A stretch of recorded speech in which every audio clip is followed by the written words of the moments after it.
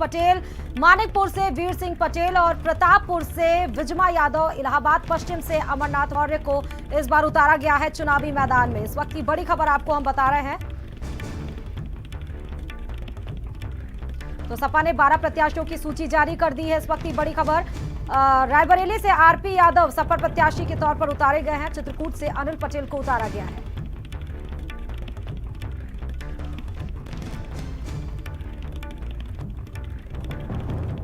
इस खबर पर हमारे साथ वीर सिंह जी स्टेट हेड जुड़ चुके हैं। इलाहाबाद पश्चिम से अमरनाथ मौर्य को 12 प्रत्याशियों की सूची जारी की गई है इस बार। वीरेंद्र जी, क्या कहना है आपका? देखिए, अभी एक और समाजवादी पार्टी की ओर से आज दिन भर की ये दूसरी लिस्ट है जिसमें 12 लोगों के नाम घोषित किए गए हैं। इसमें रायबरेली से आरपी यादव को, चित्रकूट से अनिल प्रधान पटेल को, मानिकपुर से वीर सिंह पटेल को, प्रतापपुर जो इलाहाबाद में पड़ता है यहाँ विजमा यादव को टिकट दिया गया है और इसके साथ साथ इलाहाबाद की दक्षिण सीट पे रईस चंद शुक्ला और पश्चिम सीट पे अमरनाथ मौर्य को प्रत्याशी समाजवादी पार्टी ने बनाया है। बाराबंकी में 2 सीटों पर घोषित किए गए प्रत्याशी जैदपुर और हैदरगढ़, ये दोनों सुरक्षित सीटें हैं। जैदपुर में गौरव रावत पहले से विधायक हैं, उनको टिकट दिया है और हैदरगढ़ में राम मगन रावत को दिया है। मटेरा जो बहराइच की सीट है वहाँ मोहम्मद रमजान और कैसरगंज में मसूद आलम खान। इसके अलावा श्रावस्ती की 2 सीटें भिनगा से इंद्राणी वर्मा और श्रावस्ती से मोहम्मद असलम रायनी।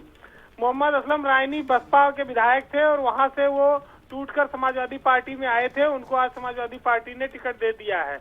तो ये 1 दर्जन सीटों पर समाजवादी पार्टी ने फिर से आज दिन भर में दूसरी बार सूची जारी करके ऐलान किया है कि अब ये अखिलेश यादव भले पश्चिमी उत्तर प्रदेश के दौरे पर हैं, लेकिन समाजवादी पार्टी की टीम और सक्रिय है, लगातार सक्रिय है और टिकटों का ऐलान लगातार जारी है। जी, लेकिन ये जो 12 प्रत्याशियों की सूची जारी की गई है वीरेंद्र जी, इसमें ये भी देखना होगा कि रावत मतलब मुस्लिम को भी और जो पिछड़े जाति हैं उनको भी इसमें उतारा गया है। 12 सूचियों का जैसे आप कह रहे हैं कि पश्चिमी में है, लेकिन नजरें पूरे उत्तर प्रदेश में है, तो ये नजरें क्या 22 में सत्ता काबिज कर पाएंगी?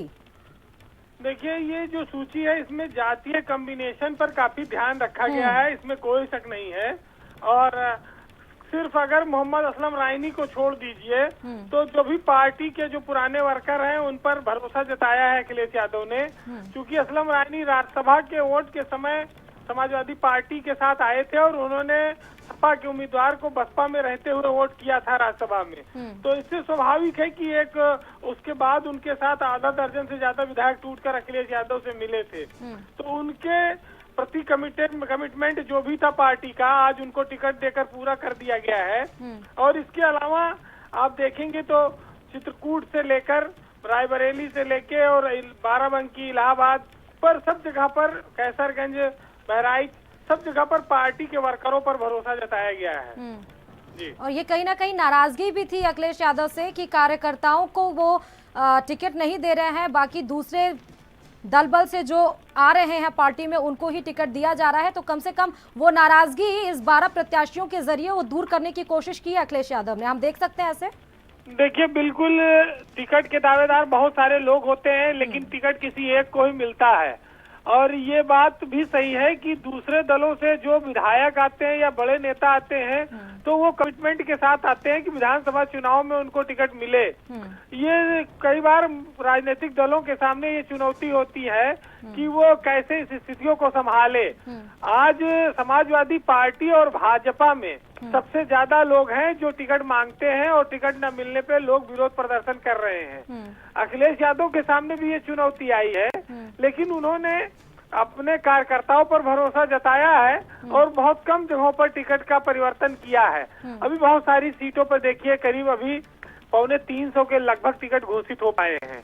अभी 125 से ज्यादा टिकट बकाया है उत्तर प्रदेश में घोषित होने हैं। तो ये लगातार प्रक्रिया चलती रहेगी और स्वाभाविक है कि कुछ लोगों को दुख होता है, किसी को कोई नारेबाजी करता है, प्रदर्शन करता है, विरोध करता है, हर दल में ये होती है चीजें।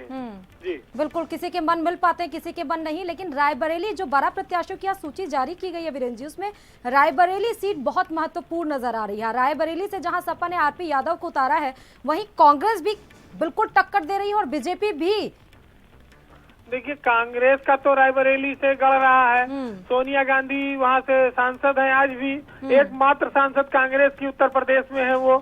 और वहाँ पर अदिति सिंह को भारतीय जनता पार्टी ने अपना उम्मीदवार बनाया है। तो बीजेपी ने जो उसके टक्कर में उसके सामने समाजवादी पार्टी ने अपने मूल कार्यकर्ता पर भरोसा जताया है, उनको टिकट दिया है। तो स्वाभाविक है कि लड़ाई दिलचस्प होगी। अब ये कांग्रेस वहाँ किस तरह लड़ती है, ये निर्भर करेगा जीत और हार का फैसला। जी। और कानपुर भी, वीरेंद्र जी मैं चाहती हूँ आपसे कि कि अब अमरनाथ जो ये जो जातीय जो समीकरण साधने की इस बार कोशिश की है, एक ही हम समझ सकते हैं कि बीजेपी के जो नेक टू नेक फाइटिंग है वो सपा के बीच में है, इससे तो कोई ऐतराज नहीं। लेकिन इस बार ये जो 12 प्रत्याशियों की सूची जारी की, इसमें पटेल भी हैं, यादव भी है, मौर्य भी हैं, सिंह भी हैं, ब्राह्मण भी हैं, इन सबको इन्होंने उतारा है इस बार 12 प्रत्याशियों में। देखिए, इस बार जो कास्ट का कॉम्बिनेशन है वो ओबीसी और एससी जातियों की ओर फोकस ज्यादा है पार्टियों का। और इस लिस्ट में ये बात दिखती है कि जातीय आधार को बड़ा महत्व दिया गया है और समाजवादी पार्टी ने मजबूत कैंडिडेट लड़ाए हैं। उन्होंने मजबूत प्रत्याशी जो मैदान में दिए हैं। बीजेपी से सीधी टक्कर है, तो ऐसे में स्वाभाविक है कि जात के आधार पर पार्टी का जो वोट बैंक है उसका ध्यान रखते हुए टिकट वितरण किया जा रहा होगा। अब उत्तर प्रदेश की जनता ये तय करेगी कि किसका कैंडिडेट ज्यादा अच्छा है। लेकिन उत्तर प्रदेश में जो चुनावी लड़ाई है वो साफ तौर पर अखिलेश यादव और बीजेपी के बीच दिखती है। तो ये कहीं ना कहीं इसका जो परिणाम होगा ये 10 मार्च को ही सबके सामने आ पाएगा। अभी तो सिर्फ हम जीत हार और मजबूत और कमजोर प्रत्याशी पर चर्चा कर सकते हैं। जी। और इलाहाबाद पश्चिम में ये भी बहुत कांटे की टक्कर वाली सीट है। बिल्कुल, देखिए, एक एक सीट का महत्व होता है सियासत में। पश्चिम है, दक्षिण है और प्रतापपुर है। इसके अलावा पहले भी इलाहाबाद के करीब 8 सीटों पर प्रत्याशी घोषित कर चुके हैं अखिलेश यादव। जी, तो बहुत बहुत शुक्रिया वीरेंद्र जी हमारे साथ इस खबर पर जुड़ने के लिए। तो आपको बता दें कि अलीगढ़ पहुंचे हैं गृह मंत्री अमित शाह ने